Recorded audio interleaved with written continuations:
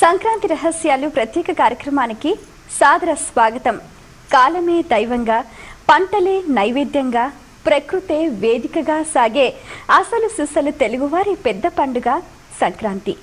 ఉత్తరాయణ పుణ్యకాలంలో ముగ్గులు, గొబ్బెమ్మలు, హరిదాస సంకీర్తనలు, డూడు బస్వన్లు, రెపరెపరారే గాలిపటాలు, పట్టు పరికిణీలు, ఇలా చెప్పుకుంటూ పోతే ఎన్నో అంశాలు. మరి వాటిల్లో దాగి ఉన్న రహస్యాలు, అర్థాలు, అంతరార్థాలు, వాటి గురించి సవివరంగా తెలియజేయడానికి మనతో పాటు ఉన్నారు మీ అందరికీ సుపరిచితులైన మహా సహస్రావధాని, ప్రవచన కిరీటి, ఆధ్యాత్మికవేత్త, రచయిత శ్రీ గరికపాటి నరసింహారావు గారు. వారితో మాట్లాడి మరిన్ని విషయాలు వారి మాటలు తెలుసుకుందాం. నాటి కార్యక్రమాన్ని ప్రారంభిద్దాం. నమస్కారం అండి. ఈ సంక్రాంతి పండుగను ఉద్దేశించి మా ప్రేక్షకుల కోసం మీ మాటల్లో ఒక చక్కటి పద్యం. తప్పకుండా ముందు మా అమ్మగారి మీద పద్యం చెప్పి నా సంప్రదాయం ప్రకారం, తర్వాత అందరి సంప్రదాయం. మాతృదేవోభవ. ఈ మధుర స్వరార్చనములు ఈ కను విందును గోర్చు పండుగ. అమ్మ, ఈ మధుర స్వరార్చనములు ఈ కను విందును గోర్చు పండుగ.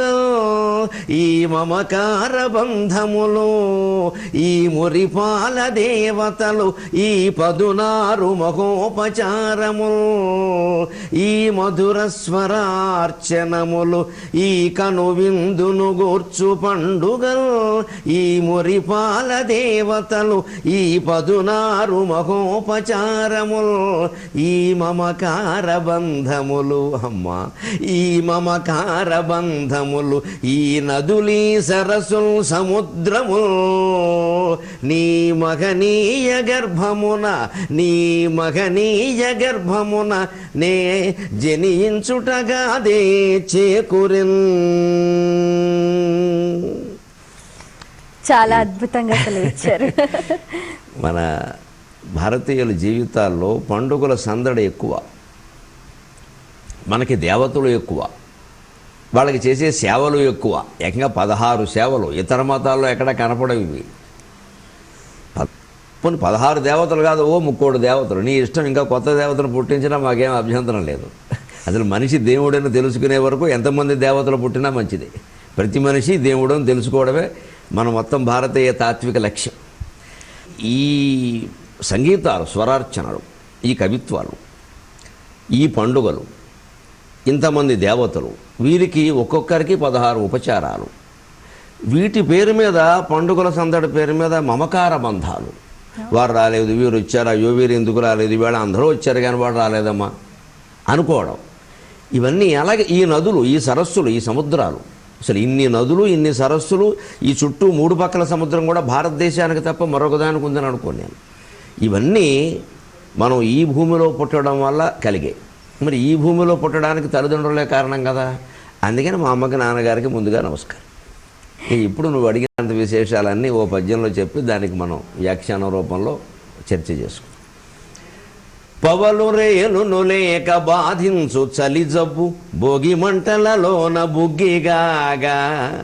పగలు రేలును లేక బాధించు చలి జబ్బు భోగి మంటలలోన బుగ్గిగాగా. ఇంటింటి సౌభాగ్యమే దేశ భాగ్యమై సంక్రాంతి రథమట్లు సాగుచుండ.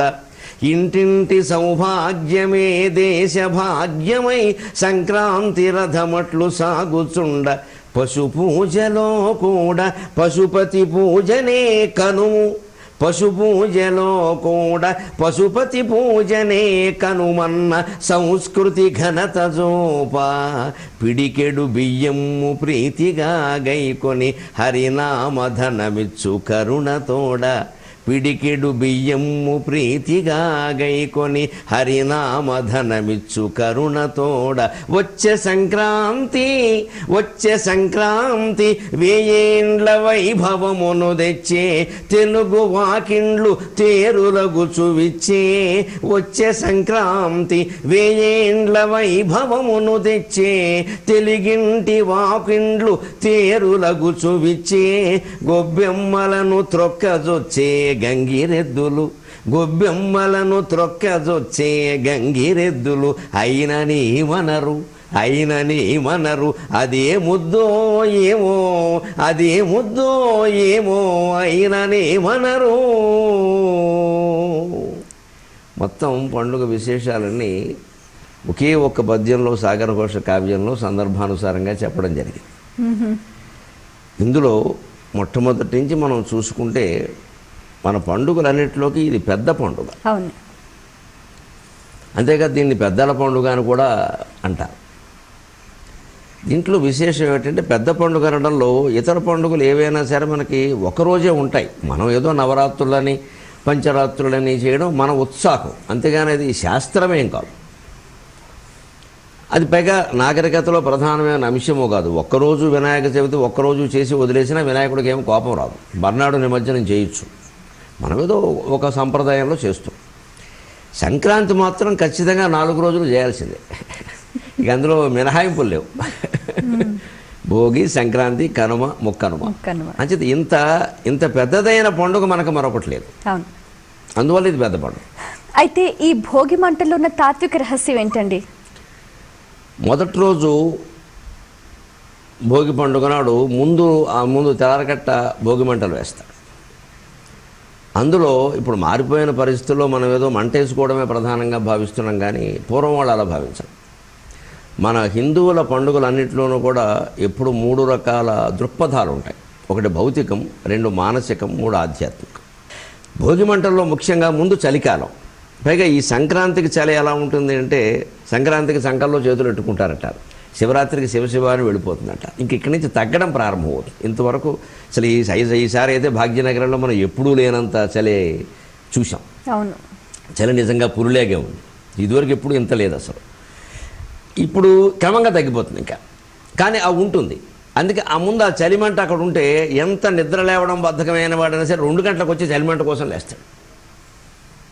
అది భౌతిక ప్రయోజనం. అది మళ్ళీ ఏదో గుర్తు చేసుకున్నా అంతేమీ గొప్ప అనుభూతి ఏమి ఉండదు, కానీ ఉంటుంది దాని ప్రయోజనం అనుకుంటాం. అక్కడ ఏమీ తేడా లేకుండా అందరూ ఆ వీధి వాళ్ళందరూ అక్కడ చేరతారు, మంట వేసుకుంటారు. మానసికమైన అనుభూతి ఏమిటంటే అసలు ఆ చలిలో ఆ వెచ్చదనాన్ని ఆస్వాదిస్తుంటే తాను పొందిన అనుభవం అనే దాన్ని మర్చిపోలేడు. ఈ మంట ఉండదు అక్కడ, కానీ దాని తాలూకు అనుభూతులు ఉంటాయి.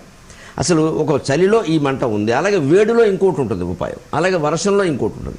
ప్రతి ఋతువులోనూ మనం సుఖపడే ఉపాయాలు కూడా భగవంతుడు పెట్టేయడం అనేది మానసికమైన సంతృప్తి. ఇక ఆధ్యాత్మిక తత్వం అద్భుతమైనది ఏమిటంటే ఇందులో భోగిమంటల్లో వేసే వస్తువుల్ని గమనిస్తే తెలుస్తుంది. పాత కుర్చీలు, పాత బల్లలు, పాత మంచాలు, చెక్క సామానే ఉండేది పూర్వం. ప్లాస్టిక్ సామాను కర్మ అప్పుడు లేదు, అంతా చెక్క సామాను. ఈ చెక్క సామాను పాత పడిపోయిన దాన్ని పట్టుకెళ్ళి అందులో వేసేవారు. ఎందుకోసం అంటే ధనకనక వస్తు వాహనాల మీద మమకారం తగ్గించుకుంటే తప్ప కాలస్వరూపుడైన భగవంతుడు మనకు అందడు. వేదాంతంలో మొదట చివర కూడా ఈ మాట చెబుతారు. వ్యామోహం, వైరాగ్యం, వైరాగ్యం, వైరాగ్యం. భక్తి అంటారు. భక్తి తర్వాత జ్ఞానం, జ్ఞానం తర్వాత వైరాగ్యం. వైరాగ్యం లేకపోతే భక్తి నిలవదు, జ్ఞానం నిలవదు. అందుకని వైరాగ్యం ఎప్పుడు వస్తుంది? ఉన్నదాన్ని వదులుకుంటే వస్తుందా, కొత్తదాన్ని తగిలించుకుంటే వస్తుందా? ఉన్నదాన్ని వదిలించుకోవాలి. వదిలించుకోవడానికి ఎవరి మనస్సులు ఇష్టపడవు. ముఖ్యంగా మగాళ్ళు అంతో ఎంతో పూన ఆడవాళ్ళ మనస్సులు ఇష్టపడవు. ఎందుకంటే ప్రకృతి స్వరూపం, అందుకని వేరే తేడా ఏం లేదు. స్త్రీ ప్రకృతి స్వరూపం. దీనికి ప్రకృతిని సిద్ధపడేలా చేస్తున్నవాడే వెనకాలన్న పురుష రూప పరమాత్మ. అందుకని పరమాత్మని పురుషుడు అంటారు, ప్రకృతిని స్త్రీ. వదిలించడానికి కనీసం పాత కుర్చీలు, పాత బల్లలు, పాత మంచాలు తీసుకెళ్ళి భోగిమంటల్లో బారేయండి. లేకపోతే ఏం చేస్తాడు ఈ పెద్ద మనిషి? చిన్నప్పటి నుంచి వాడుతున్నాను ఈ కుర్చీ అని ఇంకా దాన్ని వదిలిపెట్టడు. కుర్చీని వదిలిపెట్టలేని వాడు ప్రాణం ఎలా వదిలిపెడతాడమ్మా? మనిషి ఒక స్థాయిలో నడక నేర్చుకున్నాడు, నడక పోతుందో లేదా చివరిలో పక్షవాతం వస్తే. అంతకంటే ముందు మాట నేర్చుకున్నాడు, మాట పోతుందో లేదా మాట పడిపోయినప్పుడు. అంతకంటే ముందు నలుగురిని గుర్తుపట్టడం నేర్చుకున్నాడు బాగా చిన్న వయసులో మంచంలో ఉండగా. తర్వాత మా తాతగారు ఎవరిని గుర్తుపట్టట్లేదండి, అంతా సంజ్ఞలతోనే అనే స్థితి వచ్చింది లేదా. మా తాతగారికి పక్షవాతం వచ్చిందండి, మా తాతగారికి మాట పడిపోయింది అంటే ఏమిటి? వచ్చినదల్లా పోతుంది. అంచేది ఈ వస్తువుల మీద వ్యామోహం తగ్గించుకోవడం, మీ అంతటా మీరే తీసుకెళ్ళి మంటల్లో వేసేయండి. పైగా దానివల్ల పొందే అనుభూతి పొందండి, ఇక వదిలేయండి ఆ విషయం. ఇది భోగిమంటల్లో ఉండే తాత్విక రహస్యం. చక్కగా వివరించారండి. అలాగే ఇప్పుడు సంక్రాంతి అనగానే మరే పండక్కి లేని విధంగా కొత్త అల్లులందరూ ఇంటికి వస్తూ ఉంటారు, సొంతూరుకి వెళ్ళి పండుగ చేసుకుంటూ ఉంటారు. అందులో రహస్యం ఏంటండి? అందులో లౌకికమైన రహస్యం ఉంది. ఇప్పుడు కొత్త అల్లుడు అన్నాక పండగకి పిలవకపోతే చేసే మర్యాద ఏముంది? ఒకటి.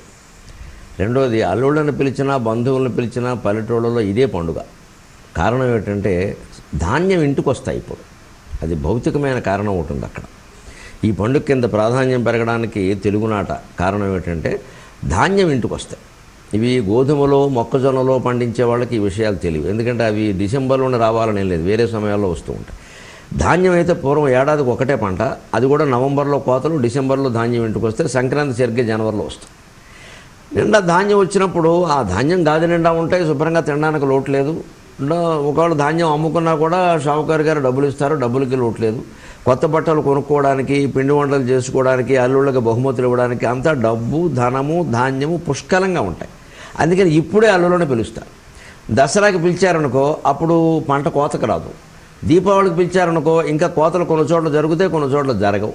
ఇంకా అల్లుళ్ళ ముందు కోతలు పోయాలి వీళ్ళు. ఏమి లేదు అక్కడ వచ్చింది. అంటే దీపావళికి పిలవడం, దసరాకి పిలవడం అనేది మనకు సంప్రదాయంగా లేదు. అల్లుళ్ళు కూడా దానికోసం బెట్టు చేయకూడదు. కానీ సంక్రాంతి ఎటువంటిది అంటే మమ్మల్ని పిలవలేదని అడిగే హక్కు ఉంది పండుగ. అందుకోసం డబ్బులు ఏమన్నా ఎప్పుడు మనకి తెలుగులో సామెత ఉందమ్మా, ఉంటే ఉగాది లేకుంటే శివరాత్రి. పంటలు బాగా రావడం, డబ్బులు బాగా ఉండడం, కాస్త గలగలలాడుతూ ఉండడం కారణంగా అల్లుల్ని పిలవడం, బంధువుల్ని పిలవడం, సొంతోళ్ళకి ఇప్పుడే వెళ్ళడం అనేటువంటిది వచ్చి ఇంకా అనేక రకాల పందేలు అవి జరుగుతూ ఉంటాయి. ముచ్చట్లు, ముద్దు ముచ్చట్లు ఎక్కువ ఉంటాయి. నలుగురు కలిసినప్పుడు కదా ముద్దు ముచ్చట్లు. అందుకని అందరూ సొంతోళ్ళకి వెళ్ళడం అనేది జరుగుతుంది. అలాగే ఉత్తరాయణ పుణ్యకాలం ప్రారంభమైన నేపథ్యంలో ఖగోళ పరంగా ఉన్న రహస్యాలు ఏమిటండి? ఉత్తరాయణ పుణ్యకాలం గురించి భగవద్గీతలో కూడా చాలా గొప్పగా ప్రస్తావించాడు పరమాత్మ. ధూమము, రాత్రి, కృష్ణపక్షం ఇవన్నీ దక్షిణాయనానికి సంబంధించినవి. అలాగే వెలుగు, పగలు ఉత్తరాయణము, శుక్లపక్షము ఇవన్నీ ఉత్తరాయణానికి సంబంధించినవి చెప్పారు. జీవి ఈ శరీరాన్ని వదిలిపెట్టాక చేసేటువంటి ప్రయాణ సౌకర్యానికి, సౌఖ్యానికి, సౌలభ్యానికి సంబంధించిన విషయాలు. అంతేగాని ఉత్తరాయణంలో పోయినంత మాత్రాన మోక్షం వస్తుందని ఏం లేదు. అలా వెళ్ళిపోయిన వాళ్ళందరికీ ఖచ్చితంగా ఏమి వచ్చినట్టు దాఖలాలు లేవు. ఎప్పుడు మనం లక్ష్యం మాట ఎలా ఉన్నా ముందు ప్రయాణ మార్గం సుఖంగా ఉండాలని అనుకోమా లేదా? సంక్రాంతికే సొంత ఊళ్ళకి వెళ్ళిన వాళ్ళు, బస్సుల్లో వెళ్ళిన వాళ్ళకంటే డబ్బులుండి విమానంలో వెళ్ళినవాడు సుఖంగా వెళ్ళాడా లేదా? కారులో వెళ్ళినవాడు సుఖమా దుఃఖమా అంటే చెప్పలేము. వెళ్ళేటప్పుడు బాగానే పెడుతుంది, టోల్ గేట్ వస్తే ఆగిపోతుంది, ఎంతసేపు ఆగుతుందో తెలియదు, అది కొంత సుఖం. రైల్లో వెళ్ళేవాడికి సుఖమా అంటే ఏదో ఏసీ భోగిలో చోటు దొరికిన వాడికి సుఖమే. జనరల్ దాంట్లో ఎక్కాల్సి వస్తే తల్లి ఎక్కేసి పిల్లవాడు ప్లాట్ఫారం మీద ఉండిపోయిన సందర్భాలు ఉన్నాయి, కంగారు పడిపోయి. అటువంటివన్నీ ఉంటాయి. అలా ఈ ప్రయాణాల్లో ఎప్పుడైతే లక్ష్యం ఒకటే అందరూ సొంత ఊరికి వెళ్ళడమే అయినా ప్రయాణ మార్గాలను బట్టి సౌఖ్యం అసౌఖ్యంలో తేడా ఉన్నట్టే అందరూ స్వర్గానికి వెళ్ళడమే అయినప్పటికీ, లేదు వారు చేసిన పాపాలను బట్టి నరకానికి వెళ్ళడమే అయినప్పటికీ మార్గంలో తేడా ఉంటుంది. ఆ మార్గంలో తేడాయే ఉత్తరాయణం, దక్షిణాయనం. సాధారణంగా ఉత్తరాయణం ఎందుకు కోరుకుంటారు అంటే అసలు ఆ కాలంలో పోయేటువంటి అవకాశం కూడా కాస్త మంచిగా బతికిన వాడికి, పుణ్యం చేసిన వాడికి ఉన్నట్టుగా పాపాత్ముడికి ఉండదు అని. కానీ మనకు విశేషం అంటే మన సంస్కృతిలో లోటు లేకుండా, అటువంటి భేదాభిప్రాయం లేకుండా పండగలన్నీ మీకు దక్షిణాయనంలో వస్తే గమనించుకోండి. జూలై నెల ఆషాఢ మాసం నుంచి దక్షిణాయనం మొదలవుతుంది. వినాయక చవితి అప్పుడే, దేవీ నవరాత్రులు అప్పుడే, దీపావళి అప్పుడే, దసరా అప్పుడే, కార్తీక మాసం మొత్తం మహాపుణ్యమమ్మ, అది దక్షిణాయనంలో వస్తుంది. మార్గశిర మాసం, ధనుర్మాసం విష్ణుమూర్తికి మహా ఇష్టం, అది దక్షిణాయనంలో వస్తుంది. ఇవాళ సంక్రాంతి వరకు మొత్తం అన్నీ దక్షిణాయనంలో వస్తున్నాయి. పండుగలన్నీ దక్షిణాయనంలో ఎందుకు వస్తున్నాయంటే దక్షిణాయనంలో మీరు జీవించడానికి, వెళ్ళిపోవడానికి కూడా కంగారు పడకండి. ఇగో ఈ పండుగలు ఉన్నాయి. పండుగలు జరుపుకుంటున్నప్పుడు ఎప్పుడు మనం దైవీయమైన భావనలో ఉంటాం. మన ఉత్తరాయణంలో ఎలాగూ ఉంటారు, ఇక్కడ పండుగల కారణంగా ఉంటారంటే మన సంస్కృతి దాన్ని ఆంగ్లంలో బ్యాలెన్స్ చేయడం అంటే చక్కగా చేసింది. కానీ ఖగోళ శాస్త్రపరంగా ఉత్తరాయణ మార్గం అనేది ఎప్పుడు సుఖమైన మార్గం. అందుకే భీష్ముడు లాంటి వాడు కూడా కాస్త ఆ సుఖంగా ఆయన తిరిగి వసులోకానికి వెళ్ళి అష్టవసువుల్లో ఒకటిగా వెళ్ళాలి కాబట్టి ఆ మార్గం కూడా సుఖమైనది ఎంచుకోవడం కోసమే చేశారు. అంతకుమించి ఉత్తరాయణంలోనే పోవాలని తపస్సు చేయాల్సిన పనే లేదు. ఆ చేసే తపస్సు ఏదో మోక్షం కోసం, ఆత్మజ్ఞానం కోసం చేస్తే ఎప్పుడు పోయినా పర్వాలేదు. దాని గురించి అంత కంగారు. గురువుగారు, బొమ్మల కొలువులోని తాత్విక రహస్యం ఏంటండి? బొమ్మల కొలువులో మనం ఇందాకే చెప్పుకున్నట్టుగా మనిషి ఏ రకంగా జీవితాన్ని చూసి భ్రమపడుతున్నాడు అనే రహస్యం ఉంది. మనం ఎలా భ్రమలో పడుతున్నామో బొమ్మల కొలువు చూస్తే అర్థం ఉంది. బొమ్మని చూసి నిజమైన మనిషి అనుకుంటాం కదా, మనం బొమ్మ బాగుంటే అచ్చంగా అక్కడ ఆ మనిషి ఉన్నట్టుగా ఉంది అని. సరిగ్గా అదేవిధంగా అమ్మవారు పెట్టినటువంటి బొమ్మల కొలువే ఈ సృష్టి అంతా. ఆట బొమ్మలు అంటారు కదా, ఆడిస్తుంది అని చెప్పేసి. ఆ బ్రహ్మకీట జనని వర్ణాశ్రమ విధాయని అంటే అర్థం. అందరికీ తలో వృత్తి, తలో పద్ధతి, తలో స్వభావం ఏర్పాటు చేసి ఈ బొమ్మలన్నిటితోనూ ఆడుకోవడమే భగవంతుడి యొక్క లక్షణం. లోకవత్తు లీలా కైవల్యం అని బ్రహ్మసూత్రాల్లోనే చెప్పారు. ఆయన క్రీడ కోసమే ఇదంతా పుట్టించాడు అని చెప్పి అన్నాడు. ఇది క్రీడ అని తెలుసుకుంటే మనం ఈ భ్రమ నుంచి బయటపడతాం. మనం ఆ వల్ల ఏమి ఇరుక్కోం. ఆ బయటపడే విధానం అంతా బొమ్మల కొలువులో ఉంది. దాన్ని మాఘుడు అనే మహాకవి శిశుపాల వధ అనే కావ్యంలో చెప్పాడు. అందులో ద్వారకా నగరంలో ఆడపిల్లలు సంక్రాంతికి బొమ్మల కొలువు పెట్టిన విధానాన్ని వర్ణిస్తాడు అతను. అప్పుడు చిత్రమైన శ్లోకం చెబుతాడు. చికృంసయా కృత్రిమపత్రి పంక్తేః చికృంసయా కృత్రిమపత్రి పంక్తేః కపోతపాళీషు నిజాంగణేషు కపోతపాళీషు గృహాంతరేషు చికృంసయా కృత్రిమపత్రి పంక్తేః కపోతపాళీషు నికేతనేషు కపోతపాళీషు నికేతనేషు మార్జారమప్యాయత నిశ్చలాంగం యస్యాం జనక కృత్రిమమేవ మేనే యస్యాం జనక కృత్రిమమేవ మేనే. ద్వారకా నగరంలో ఒక ఇంట్లో ఒక అమ్మాయి బొమ్మల కొలువు పెట్టింది. మిగిలిన అమ్మాయిలందరినీ పిలిచింది. నేను ప్రత్యేకం పక్షుల బొమ్మలే పెట్టాను, ఏమీ పెట్టలేదు వేరే. ఇంకా దేవతలు లేరు, మనుషులు లేరు, నాకు పక్షులు అంటే చాలా ఇష్టం. అందుకని ప్రపంచంలో భూమండలం మీద ఉండే అన్ని రకాల పక్షుల బొమ్మలు నేను సేకరించి పెట్టాను, మా ఇంటికి రండి అని పిలిచింది. పక్షుల బొమ్మలే ప్రత్యేకం పెట్టారు. బొమ్మల కొలువు నిండా అంటే 4-5 వరుసల్లో ఉంటాయి కదా, 40-50 బొమ్మలు ఉంటాయి. పైగా పెట్టిన బొమ్మ పెట్టలేదని చెప్పింది. దాంతో అందరూ చూడడానికి వచ్చారు. చూస్తే అక్కడ ఒక చిత్రం జరిగిందిట. అందులో చిలక బొమ్మ ఉందిట ఒక చోట. ఈ ఇంట్లో దూరంగా ఉండే పిల్లి, ఏదో పక్కింట్లోంచి ఇక్కడ తిరుగుతూ ఉండే పిల్లి ఆ చిలక బొమ్మను చూసి అది భ్రమలో పడింది. అది నిజమైన చిలకే అనుకుంది. కృత్రిమపత్రి పంక్తే బొమ్మలే పెట్టారు అక్కడ. కపోతపాళీషు నికేతనేషు వాళ్ళ ఇళ్లలో రకరకాల పావురాలు, పెట్టలు, చిలకలు, పిచ్చుకలు బొమ్మలు పెట్టారు. అందులో చిలక బొమ్మ చూసి పిల్లి ఏమనుకుంది, నిజమైన చిలక అనుకుంది. నిజమైన చిలుక అనుకోగానే పిల్లి ఏం చేస్తుంది, చర్చలు చేద్దాం రమ్మని చెప్పదుగా వేసేస్తుంది. దాన్ని తినాలి అంటే పిల్లి ఎలా చేయాలి, నెమ్మదిగా ఇలా ఇలా ఇలా ఇలా మేవమని కూడా అనకుండా నెమ్మదిగా వెళ్ళింది. ఆ బొమ్మల కొలువు పెట్టిన బల మీదకి ఎక్కేసింది. చిలక బొమ్మకి మధ్యన ఏదో ఇంకొక పెట్ట బొమ్మ ఏదో ఉంది, దానికి మధ్యలో ఖాళీ ఉంది. ఆ ఖాళీలో నిలబడి అలా చూస్తోంది ఒక్కసారి. ఎందుకంటే అది నిజమైన చిలక కాదా. నిజమైన చిలక అయితే వెంటనే మింగేయాలి, బొమ్మ చిలక అయితే వెళ్ళిపోవాలి. అందుకని దాన్ని అవకాశం కోసం చూస్తుంటే అలా నిశ్చలంగా నిలబడింది. ఇంతట్లో ఈ అమ్మాయి ఇచ్చింది, పెట్టిన అమ్మాయి. ఎవరో చూస్తుంటే ఎలాగా ఆ అమ్మాయి ఇచ్చింది. వచ్చి ఎవరిక్కడ, నేనన్నీ పెట్టెల బొమ్మలు పెట్టాను, మధ్యలో పిల్లి బొమ్మ ఎవరు పెట్టారు, అపశకునం అందిట. ఆశ్చర్యం చూడు ఇక్కడ కవి ఎంత గొప్పగా చూస్తున్నాడు. యస్యాం జనక కృత్రిమమేవ మేనే మార్జారమపి ఆయత నిశ్చలాంగం. సజీవమైనటువంటి పిల్లి అక్కడికి వచ్చి బొమ్మ పక్కన నిలబడితే ఆ సజీవమైన పిల్లి బొమ్మ అనుకుని అమ్మాయి, నేను అన్ని పెట్టెల బొమ్మలు పెట్టాను కదా, పెట్టెల బొమ్మల మధ్యలో పిల్లి బొమ్మ ఎవరు పెట్టారు అని కేకలేసిందిట. అంటే పిల్లి నిర్జీవమైన చిలుకన సజీవమైన చిలుక అని భ్రమపడితే ఈ అమ్మాయి సజీవమైన పిల్లిని నిర్జీవమైన పిల్లి అని భ్రమపడింది. అందరూ భ్రమలోనే ఉన్నారు ప్రపంచం. ఎవరి భ్రమలు వారివి. మనుషులం కాబట్టి మనకేవో తెలివితేటలు ఎక్కువ ఉన్నాయి, జంతువులు కాబట్టి అవేవో వాటికి తెలివితేటలు ఉండవు, చెట్లకు అసలే ఉండవు, రాళ్ళకి ఇంకా ఉండవు అనుకోవలసిన పని లేదు. దేని తెలివితేటలు దానికి ఉంటాయి, దేని గొప్పదనం దానికి ఉంటుంది. రాతినైనా సరే మనం గౌరవించవలసిందే. రాతిని మనం భగవత్ స్వరూపంగా భావిస్తున్నాం, మన జాతికి వేరే చెప్పక్కర్లేదు ఆ విషయం. అందుకని ఎవరిని నువ్వు తక్కువ అంచనా వేది, అందరూ భ్రమలోనే ఉన్నారు. పిల్లి బొమ్మను చూసి, చిలుక బొమ్మను చూసి నిజమైన చిలుక అని పిల్లి భ్రమపడితే, నిజమైన పిల్లిని చూసి బొమ్మ అని ఈ అమ్మాయి భ్రమపడుతుంది. అమ్మాయికి ఏమైనా తెలివితేటలు ఉన్నాయా? ఈ బొమ్మల కొలువు అర్థమైతే మన భ్రమలన్నీ అర్థమవుతాయి. కొత్తగా పెళ్ళి అయినటువంటి దంపతులు లేకపోతే ప్రేమించుకున్న వాళ్ళు మన పెళ్ళి అయిపోతే అలా ఉంటుంది, ఎలా ఉంటుంది, ఆహా ఓహో ఈహి అనుకుంటారు. తర్వాత పెళ్ళి ఏడాది అయ్యేసరికి ఇలా ఉంది ఏమిటి అనుకుంటారు. అంటే ఇది కూడా ఓ బొమ్మల కొలువే. ఎందుకంటే భ్రమలు ఏవో ఊహించుకుంటారు. అందుకే పెళ్లి చేసుకోవాలి అంటే ప్రేమించుకోగానే సరిపోదు, ఎలా ఉన్నా కలిసి జీవించడానికి సిద్ధంగా ఉండాలి. అది మనసులో చేసుకోవాల్సిన ధర్మం. ధర్మబంధం తప్పితే మరేది మనుషుల్ని కలపలేదు. నేను ఒక ధర్మానికి కట్టుబడి ఉన్నాను, దానికి కట్టుబడి ఉండాలి. ఎలా ఉన్నా సరే, ఏమి ఆపదలు రాని, అప్పులు రాని, రోగాలు రాని, ఏమి రాని కట్టుబడి ఉండాలనే స్థిరమైన మనస్సంకల్పంతో ఉండాలి తప్ప ఇలా ఉంటే ఉంటాను, అలా ఉంటే ఉంటాను అంటే మనకేం అర్థం కాలేదన్నమాట. అదే బొమ్మల కొలువులో తాత్విక రహస్యం. సంక్రాంతి పండగ అనగానే కూడా డూడు బస్వన్లు గంగిరెద్దులు వేసుకొని అందులో బట్టలు వేసి రకరకాల విన్యాసాలు చేస్తూ కూడా తిరుగుతూ ఉంటారు కదండి. మరి అంటే ఈ పండగకి ఆ ప్రత్యేకత ఏంటండి? గంగిరెద్దులు హరిదాసుల్లో ఒక ప్రత్యేకత ఏమిటంటే మన సంస్కృతిలో వాళ్ళు ఎవరు పెద్దగా ఏమి మన ఆస్తులు ఎవరు దోచుకుపోరమ్మ. వాళ్ళు ఏదో అడుగుతారు, అయ్యగారికి దండం పెట్టు, అమ్మగారికి దండం పెట్టు అని ఇంట్లో వాళ్ళ పేర్లందరినీ చెప్పి గోత్రాలన్నీ చెప్పి. అసలు పూర్వం అయితే కొంతమంది ఏ కులం వాళ్ళో కనుక్కొని ఆ కులం పూర్వం ఋషులు పెద్దల పేర్లు చెప్పేవాడు. వాళ్ళకి తెలుసు, వీళ్ళకి తెలియదు. వాడు చెబుతుంటే వీళ్ళకి తెలిసింది, ఓహో మా కులం ఇదే, మా ఋషులు ఇవేళ్ళ అంటూ. ప్రతి కులానికి ఉంటారు అలా చెప్పేవాళ్ళు. అంత చెబితే వాడికి పూర్వం అయితే రూపాయి ఇచ్చేవారు. ఇప్పుడు కూడా 10-20 రూపాయలు మించి ఎవరు ఇవ్వరు కదా. 100 ఇచ్చేవాళ్ళు ఎంతమంది ఉంటారండి, కష్టం. ఈ మాత్రానికి ఇది భిక్ష అనుకోవాలి నిజానికి. ఈ భిక్షకతను ఆ గంగిరెద్దుని ఎంత శ్రమ పెడుతున్నాడు, తాను ఎంత శ్రమ పడుతున్నాడు. ఈ దేశంలో ఒక సంప్రదాయం ఏంటంటే, మానవ జీవితంలో భారతీయుల్లో విశేషం ఏంటంటే, నువ్వు భిక్షాటం చేసుకున్నా మంచిదే, ఒట్టినే చేయి చాపొద్దు, నీ కళ ప్రదర్శించు, అడుగు.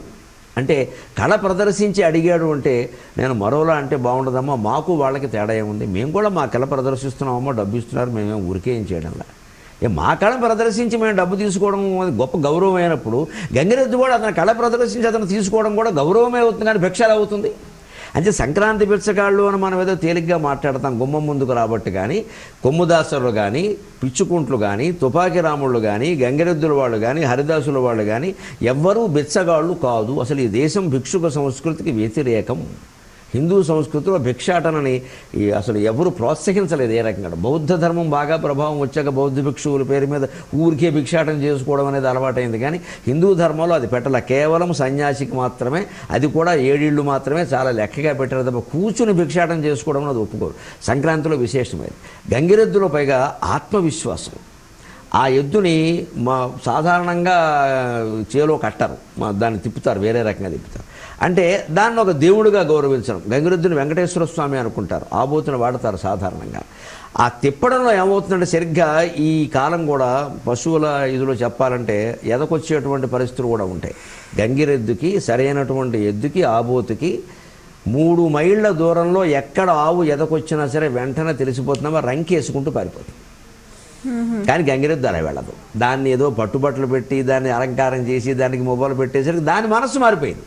అది నేనేదో దేవుడినే భావనకు వచ్చింది. అందరూ దండాలు పెడుతూ ఉండడం, తినిపిస్తూ ఉండడంతో అదే వచ్చింది. అంటే పశువుని కూడా పశుపతిని చేసేటువంటి ప్రయత్నం అంతా ఈ గంగిరెద్దు క్రీడలో ఉంది. దాన్ని అసలు ఇదివరకు గజాసురుని వధలో శ్రీ మహావిష్ణువు స్వయంగా గంగిరెద్దుల వాడి వేషంలో వచ్చారన్న. గంగిరెద్దుడే నందీశ్వరుడుగా భావిస్తారు. మన సంస్కృతిలో గోపూజకి ఇప్పుడు బాగా ప్రాధాన్యం ఇస్తున్నారు, కానీ ఎద్దులను కూడా బాగా కాపాడుకోవాలి. ఎద్దులు లేకపోతే గోవులకి సంతతి ఎలాగా ఆ మాత్రం తెలియడం లేదా. అంటే ఆబోతుల్ని కాపాడుకోవడం, దాన్ని దైవంగా భావించడం, దానికి ఆ శక్తిని, దాని శక్తిని సంరక్షించడం, ఇంకా అంతకంటే వేరే మాట వాడితే బాగుండదు. ఆ శక్తిని సంరక్షించడం కూడా చాలా అవసరం. అది దైవశక్తి అని మనకి చెప్పడం. అలాగే ఇతర ఎవరు ముష్టెత్తుకునే వాళ్ళు ఎవరు లేరు ఇక్కడ. కొన్ని సందర్భాలలో అంటుంటారు కనుమ రోజున కాకైనా కదలదు అని. రహస్యం ఏంటండి? కనుమ నాడు ఎందుకు కదలదు అన్నారంటే, పూర్వం ప్రయాణాలు దేని చేసేవారు? విమానాలు లేవు, రైళ్లు లేవు, బస్సులు లేవు, కార్లు లేవు ఆ రోజుల్లో. ఈ పండుగ ఎప్పటిదేం కొన్ని వేల ఏళ్ల క్రితం నాటిది, నిన్నమొన్న పుట్టింది కాదు కదా. మనకి విమానాలు 30 ఏళ్ల క్రితం, 40 ఏళ్ల క్రితం నేను విమానం ఎక్కాననే వాళ్ళు చాలా తక్కువ మంది ఉంటారు. బస్సులు సరే పర్వాలేదు కొంత ఉన్నాయి, అంతకుముందు పూర్వం ఇవి లేవు. కార్లు ఎక్కిన వాళ్ళు ఇప్పటికీ మేము ఎక్కలేదనే వాళ్ళు ఉంటారు. రైలు ఎక్కేవాళ్ళు సర్వసాధారణం. ఈ ప్రయాణ సాధనాలు ఇవేవీ లేని రోజుల్లో కేవలం ఒంటెద్దు బండి, 2 ఏళ్ల బళ్ళు, గుర్రపు బళ్ళు, ఇవే వాహనాలు మీరు చూసుకోండి పూర్వకాలం అయితే, అంతేనా? కనుమనాడు ఈ పశువుల్ని పూజిస్తారా లేదా? కనుమనాడు పసుపు పూజ చేస్తారు. పశువులకి కాళ్ళకి పసుపు రాస్తారు, కొమ్ములకు పసుపు రాస్తారు. ఓపిక ఉన్నవాళ్ళు వెండి కొమ్ములు పెడతారు, వెండి గిట్టలు, బంగారపు కొమ్ములు అలంకరిస్తారు. చేసేవారు అలాగే. వాటికి అలంకారం చేస్తారు. ఇదంతా చేసినప్పుడు వాటికి సెలవు ఇవ్వాలా వద్దా? ఇవ్వాలి. ఆ కనుమనాడు ఎవ్వరూ ఏ పని చెప్పకూడదు. కనుమనాడు వీళ్ళు ప్రయాణం అయితే ఒంటెద్దు బండి అయినా ఎక్కాలి, 2 ఏళ్ల బండి అయినా ఎక్కాలి, గుర్రపు బండి అయినా ఎక్కాలి. అంటే పశువుల్ని మీరు పూజించేది ఆ రోజే, బండి ఎక్కేది ఆ రోజేనా? బండి ఎక్కే కంచీకర పెట్టి కొట్టక తప్పదు, అంతేనా? అంటే ఇప్పుడు కాలం మారిపోయింది కదా. మారిపోయింది. అందుకే ఈ కాలంలో ఆ నియమం అక్కర్లేదు. ఇది ఇప్పుడు ఆచారాల సంప్రదాయాన్ని మనం పునర్విమర్శ చేసుకోవాలి ఎప్పటికప్పుడు, లేకపోతే గుడ్డి నమ్మకాలు అయిపోతాయి ఇవన్నీ కూడా. కనుమనాడు వెళ్ళకూడదండి అన్నాం. ఎవరన్నా ఒక అల్లుడు పొరపాటు పాపం సాఫ్ట్వేర్ ఉద్యోగం అంటాడు, చస్తాడా వాడు? వెళ్ళకపోతే వాడు ఉద్యోగం కూడా ఉండదు ఈవేళ. అది గవర్నమెంట్ ఉద్యోగాలు ఇవి ఉన్నాయి. వాడు వెళ్ళేసరికి చిన్న ప్రమాదం జరిగిందనుకో, నేను వెళ్ళొద్దని చెబుతూనే ఉన్నాను, మా పాతల కాలం నుంచి కనుమనాడు వెళ్ళలేదు, ఇగో వెళ్ళాడు అని ఒక ముసలావిడెవరో ముసలాయనో మొదలు పెట్టాం. ఈ పిచ్చి నమ్మకాలే మనుషుల్లో పోవాలి. అది కేవలం ఎద్దుల బళ్ళు గుర్రపు బళ్ళు వాడినప్పుడు ఏర్పడినటువంటి నమ్మకం. ఆ వాహనాలు అవే ఉండే, ఆ రోజే పసుపూజ చేసి ఆ రోజే వాటిని వాహనాలుగా కట్టి కొడతామంటే ఎలా కుదురుతుంది? అందుకని ఒక్కరోజు సెలవు ఇచ్చేయమన్నారు. పాఠశాల వార్షికోత్సవం జరిపినప్పుడు, కళాశాల వార్షికోత్సవం జరిపినప్పుడు రాత్రి 1 గంట వరకు పిల్లలు నాటకాలు వేస్తారు. మన్నాడు సెలవు ప్రకటించకపోతే ఊరుకుంటారా? మాకు నిద్ర లేదండి అని వాళ్లే ప్రకటించుకుంటారు. మరి ఆ మాత్రం ప్రేమ పశువుల మీద ఉండద్దా? అందుకని కనుమనాడు సెలవు, కాబట్టి ఎవరూ ప్రయాణాలు చేయొద్దు. అందుకని కనుమనాడు కాకైనా కదలదు అన్నారు. అంతకుమించి ఏదో కదిలితే ఏదో అయిపోతుంది అని దాన్ని నమ్మకంగా పిచ్చి నమ్మకంగా పెట్టుకోవాల్సిన అవసరం లేదు. ఈ కాలంలో విమానాలు రైళ్లు బళ్ళు ఎక్కేవాళ్ళు తప్పితే ఎద్దుల బండి ఎక్కేవాళ్ళు సుమారుగా లేరు. కాబట్టి అసలు ఆ నమ్మకాన్ని పాటించవలసిన అవసరమే లేదు. అది అప్పుడు ఆ పునర్విమర్శ చేసుకుంటేనే మనం చైతన్యవంతంగా ఉంటాం, అయితే చాదస్తంలోకి పోతాం. ఈ కనుమ రోజు కూడా మినపగారెలు కూడా తప్పనిసరిగా తినాలంటారు, ఎందుకండి? దానికి మంచి చమత్కారమైన విశేషం ఉంది. మినుము మనిషిని బలమైన ఆహారంతో పాటు, అది బలమైన ఆహారం, మినపగారెలు తింటే మంచి బలం వస్తుంది, శరీరానికి బలం వస్తుంది, మనస్సును సున్నితం చేస్తుంది. మినువులో ఉండే విశేషం వస్తుంది, మనస్సును సున్నితం చేస్తుంది. వెనక కాదంబరి రాసిన కవి ఉండేవాడు బాణుడని, ఆయన మంచి గట్టి గొట్టు పదాలతో మంచి సుదీర్ఘమైన సమాసాలతో రాస్తాడు ఆయన. అసలు కావ్య నాటక ఆఖ్యానక ఆఖ్యాయ ఇతిహాస పురాణ చిత్ర కథాది గణ నైపుణ్యమును కామందక కౌటిల్యాది నీతి శాస్త్ర విశేషంబులను, ఇలా మొత్తం దీర్ఘవాక్యాలన్నీ దండి దశకుమార చరిత్రలో ఉంటాయి, లేదా కాదంబరిలో ఉంటాయి. ఈ బాణుడు చిన్నతనంలో ఆయన మామూలుగా మాట్లాడినా కూడా ఇంత కఠినమైన సమాసాల భాష ఉండేది. వాళ్ళ మేనమామ ఒక ఆయన చూసి ఈయన కావ్యాలు రాస్తుంటే, ఏమైనా కాదంబరి రాశానండి అని అన్నట్టు. మేనమామ ఉన్నాడు, మేనమామ పండితుడు. ఆయన ఎదురు అబ్బాయి నువ్వు రాసింది ఏమిటో వినిపించమన్నట్టు. వినిపిస్తే ఒక్క ముక్క ఆయనకే అర్థం కావట్లా. ఉరి ఇది జనంలోకి ఎలా పెడుతుందిరా, ఎవడైనా వింటే వెండ మానేస్తాడు అంటే, ఆయన భార్య వచ్చి, కవి గారి భార్య వచ్చి, మరి మా బాబాయ్ గారు ఏమైనా ఉంటే, మరి ఈయనకి మావయ్య అంటే ఆవిడకి బాబాయ్ కదా, బాబాయ్ గారు ఏమైనా ఉంటే చెప్పండి, నేను ఏమిటో మాట కూడా అలాగే కఠినంగా ఉందండి, బయటికి వెడితే తలుపేసుకోమని చెప్పడండి. కవికంఠి కలకంఠి కవికంఠీరముండు కళాశాలకును పోవుచున్నవాడు గవాక్షంబు గట్టి వేసి ద్వారబంధం వర్గళయుక్తంబు గావించి నిశ్శబ్దం ఉండము పొమ్ము అంటట. ఏం చెప్పాడో తెలియలేదు ఇవిడికి. ఇలా చెప్తే ఎలాగ తలుపేసుకోవడానికి ప్రతిదీ మాట ఇలాగే చెబుతున్నారండి. కష్టంగా ఓ పని చేయమ్మా, ఒక నెల పాటు మన వాడిని సాయంత్రం పూట కాకరపాదు కింద వీడికి తలంటిపోయి, పొద్దున్నే కాకరపాదు కింద తలంటిపోయి, ఆ పైన సాయంత్రం పూట ఒక గంట సేపు నిమ్మ చెట్టు కింద కూర్చోబెట్టు, నేతి గారెలు మినపగారెలు నేతిలో వేయించి పెట్టు, ఓ నెల తర్వాత చూద్దాం అన్నట్టు. అంటే బాగా సున్నితం అవుతుంది మనస్సు. ఈ ఇల్లాల పాపం కష్టపడి రోజు వాడికి కాకరపాదు కింద తలంటు పోసి పొద్దున్నే పట్టుబట్టలు కట్టబెట్టి, సాయంత్రం ఆయన కూర్చునేసరికి తాటాకు పట్టుకుని కూర్చునేసరికి కాసి నిమ్మ చెట్టు కింద కూర్చోబెట్టి మినపగారెలు పెట్టి చేస్తే వీడు శుభ్రంగా నెల్లాళ్ళు మినపగారెలు తినేశాడు. ఏదో రాశాడు. రాసిన తర్వాత ఆ నెల్లాళ్ళ కూడా ఈ కావ్యాన్ని నువ్వు తిరగరాయరా సులభంగా వస్తున్నాడు. అలాగే మావయ్యాను పాపం ఆయన ప్రయత్నం ఆయన చేశాడు. తర్వాత నెల అయ్యాక ఈ మేనమామ వెళ్ళి, ఏమరా అబ్బాయి ఏం చేస్తున్నావు అన్నట్ట. అశేష శేముషీమోష మాషం అశ్నామి మాతులా అన్నట్ట. వాడు భాష ఇది ఇప్పటికీ, నెల్లాళ్ళు గారెలు తిన్నాక. అంటే అఖండమైన ప్రతిభను పెంచేటువంటి మినపగారెలు తింటున్నా అనడానికి వాడు ఏమన్నాడు అంటే, అశేష శేముషీమోష మాషం అశ్నామి మాతులా అన్నట్ట. వెంటనే అన్నట్టు, ఒరే నువ్వు ఈ జన్మకి సున్నితం కావురా, నీది జీవలక్షణం ఇది, నీ కావ్యం చదివేవాడు చదువుతాడు, లేనివాడు లేదు, నాకు ఎందుకు వచ్చింది మానాయన. మినపగారెల మీద ఎంత విశేషమైన కథ ఉంది. మరి ఇన్ని పెట్టినా వాడు మనస్సు మారలేదు, వాడు అలాగే ఉంది, వాడి భాష అలాగే ఉంది. కానీ మినపగారెలు మనిషికి బలాన్ని ఇస్తాయి, శరీరానికి మనస్సును సున్నితం చేస్తాయి. అందుకని అల్లుళ్ళు వస్తారు, కాస్త సరసవాడడానికి, కాకపోతే అల్లుడు ఎందుకమ్మా కోప్పడుతూ కూర్చోవడానిక మంచం ఎక్కి, వాడు సరసవాడాలంటే మనస్సు సున్నితంగా ఉండాలి. అంచేది ఓ రోజు పులిహోర బోర్లు, ఓ రోజు బొబ్బట్లు, ఓ రోజు ఈ గారెలు ఆవళ్ళు, నోరు ఊరుతోంది కూడాను, అవన్నీ చేసి పెట్టేస్తే అప్పటికి అల్లుడికి సరసవాడడం కూడా నేర్పినట్టు అవుతుంది. అంచేది అది తెలిస్తే ఆహారాన్ని బట్టే కదా గుణాలు ఉండేది, అందుకోసం ఇవన్నీ పెడతాం. అలాగే ఇప్పుడు కనుమ తర్వాత ముక్కనుమ అని కూడా చేస్తూ ఉంటారు, అయితే కొన్ని ప్రాంతాల్లో ఉంది, కొన్ని ప్రాంతాల్లో లేదు, మరి దాని ప్రాధాన్యత ఏంటండి? లేదు, నిజానికి అందరూ చేయొచ్చును. ముక్కనుమ అనేది పండుగకి చేసినటువంటి విస్తరణ. ఎప్పుడైతే కనుమనాడు వెళ్ళకూడదు అనేటువంటి మాట వచ్చిందో ఇంకో రోజు ఉంటారు. అల్లుడు ఉండడం అనేది, బంధువులు ఉండడం అనేది పండుగ. దాన్ని కూడా పండుగగా జరగకపోతే వీళ్ళు ఉన్నాం వెళ్ళకూడదు కాబట్టి ఉన్నాం, వెళ్ళకూడదు కాబట్టి ఉన్నాం అనే భావానికి లోనవుతారు. అలా లోనవలసిన అవసరం లేకుండా ఈ కనుమనే మళ్ళీ జరుపుకుంటున్నామయ్యా. ముందు వచ్చే కనుమకు ముందు తర్వాత కదా ఇది. అంచేత ముందు కనుమ మొక్కనుమ అన్నట్టుగా కనుమ తర్వాత ముందు వచ్చేదాన్ని కూడా ఓ కనుమ అందాం. ముందంటే వెనక కదా, ఇక్కడ ముందే.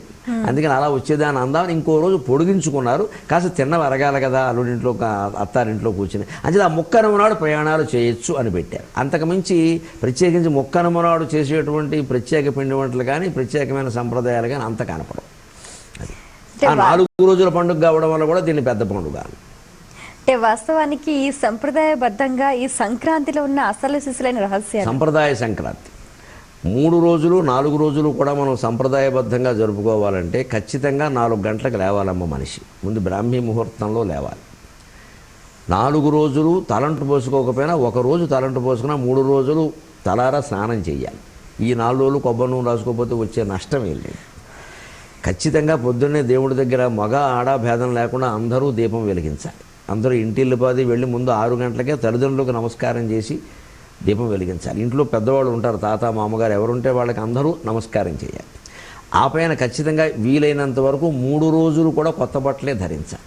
అందుకే మనకు ఒక సామెత వచ్చింది, ఏ పండగకైనా కొత్త బట్టలు లేకపోయినా పర్వాలేదు కానీ సంక్రాంతి పండుగకి అప్పు చేసైనా సరే కొత్త బట్టలు కట్టుకోమని అలా చెయ్యమని కాదు, అసలు శాస్త్రం పద్ధతి చెబుతాం. అందుకే దానికి ఒక మనకు పండగ నాడు కూడా పాత మడుగేనా, ఆ మడుగు అనేది మొగుడు అయింది పలుకుబళ్ళు. ఎంత విచిత్రంగా మారిపోయి మనకు భాష పట్ల శ్రద్ధ లేకపోతే పలకడం చేత కాకపోతే ఇలాగే మారిపోతే. పండగ నాడు కూడా పాత మడుగు ఇల్లాలు అంది భర్తతోటి, ఏమిటయ్యా పండగ అందరూ కొత్త బట్టలు కట్టుకుంటారు, ఈరోజు కూడా పాత బట్టలైనా. మడుగు అంటే బట్టమ్మ, మడుగు అంటే చెరువు అని మామూలు అర్థం కాదు. మడుగు అంటే పాత అర్థం బట్ట. ఎందుకంటే అడుగులకి మడుగులు వత్తడం అంట. మరి అడుగులకి మడుగులు అంటే కింద చెరువులో పడిపోవడం.